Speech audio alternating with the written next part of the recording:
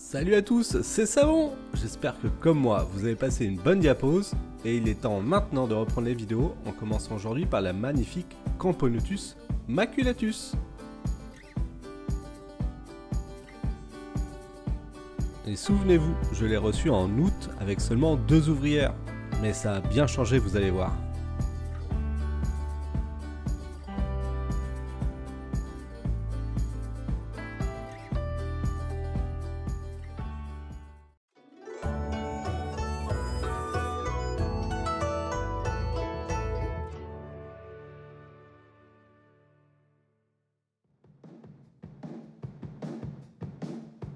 Oula, mais c'est vraiment cracra ici.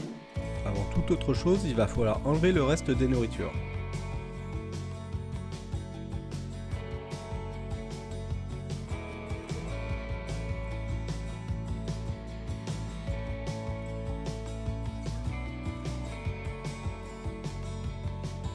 Et ces petits abreuvoirs sont vraiment très pratiques. Au fait, si c'est pas déjà fait, pense à t'abonner. Merci.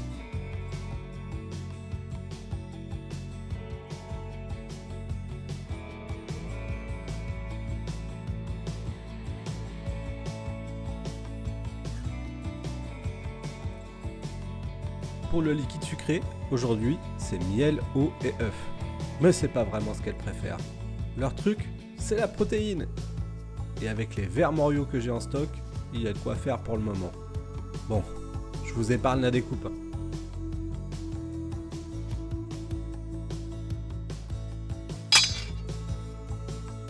Et voici le setup. C'est l'ancien nid des Messors qui faisait vraiment bien le taf.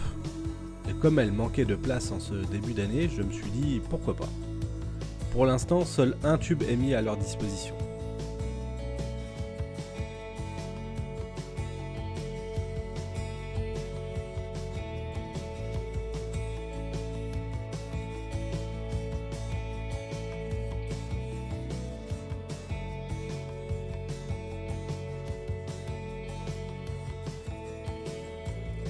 Après avoir mis la nourriture, le recrutement se fait rapidement. Pour l'instant, c'est encore un peu timide, mais on ressent un réel besoin de nourriture constant pour nourrir le couvain.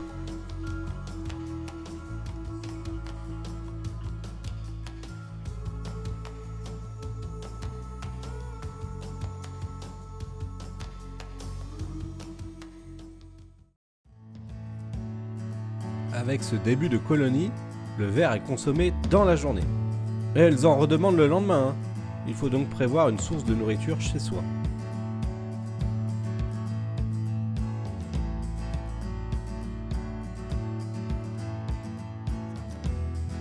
Par exemple, chez moi, c'est des vermoriaux. Mais pour varier, je vais également prendre des blattes Red Runner. Comme dirait Monsieur Inchep, les protéines, c'est important. C'est en effet grâce à elles que la colonie va pouvoir se développer. Et dans la nature, ce sont d'excellentes chasseuses.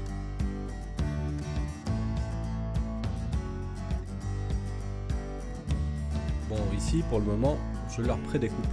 Je leur marche le travail, quoi. Elles sont encore trop peu nombreuses. Je leur donne également du liquide sucré quasiment à volonté, hein.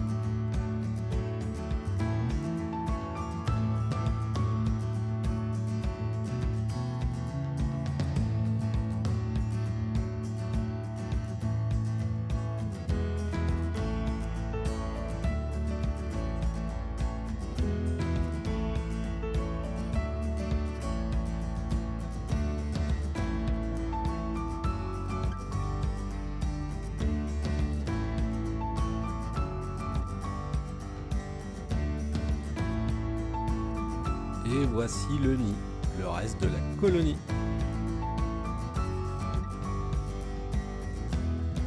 Là, c'est la reine. De toute beauté, vous ne trouvez pas?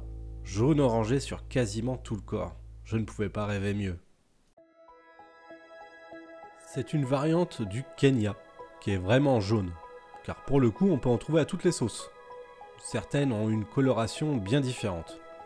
Les ouvrières gardent quand même quelques taches sur leur abdomen et franchement moi je trouve ça vraiment très joli. J'ai hâte de voir ce que donneront les majors. Regardez, elle nous observe.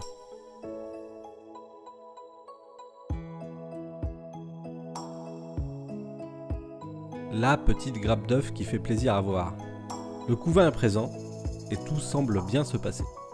Je chauffe le nid dans les 28-30 degrés par point chaud et j'essaie de reproduire les mêmes conditions que leur milieu naturel. Ouais bon, je vérifie les jours de pluie par exemple. Et je m'humidifie en conséquence car elle se dirige assez régulièrement vers les zones humides à ma grande surprise. Je pense que je vais leur donner un second abreuvoir.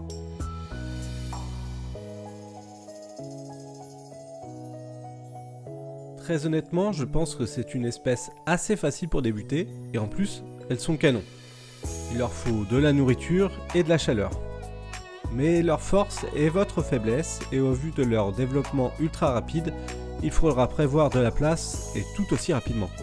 Allez, à vos porte-monnaie.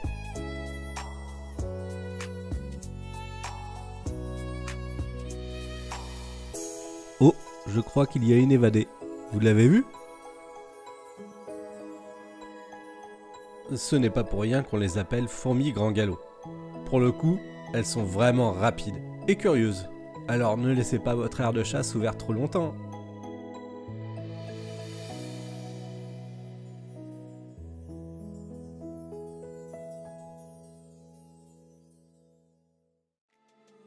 Allez, je vous donne rendez-vous pour une prochaine vidéo.